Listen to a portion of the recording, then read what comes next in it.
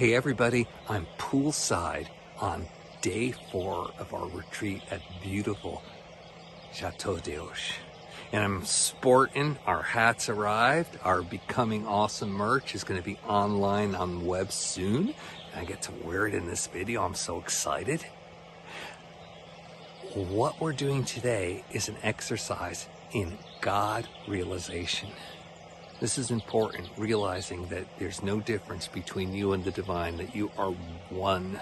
That's realizing that there's a God, not just within, but I am. The I am is an expression of the divine, God realization.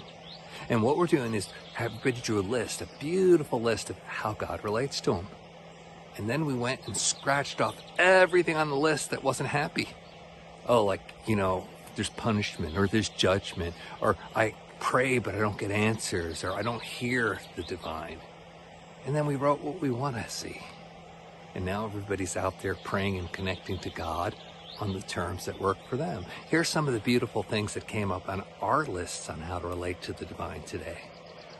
One of them was that God fills me with bliss all the time, and that my actions, my words, and my dance expresses that bliss to those around me. What a beautiful thing to know that I'm a vessel for God 24/7, and I'm filled with bliss. Other people wrote down something that I thought this was so clever. A beautiful man with a Hindi background. Of course, in the background you have multiple gods there, not just one. So he said, my gods compete with each other to devise the best solutions for my prayers. And I thought, wow! I could just imagine Kuan Yin and Shiva figuring out the best solution to my desires. Oh, it just filled me up with such joy. And every time I mention that, Kuan Yin laughs at me. She's like, Peter, seriously, I'm not really into the competition thing. I could just give it to you. And I'm like, but it's so much more fun. She just laughs at me. Another thing a person wrote was, I used to be stern. I grew up with this harsh religion where, there was always punishment and you had to follow and obey all this stuff. And he said, no, my God taught me to laugh. And now my God speaks to me all the time through humor. So all the visions I get, all the prayers that are answered are with a laugh.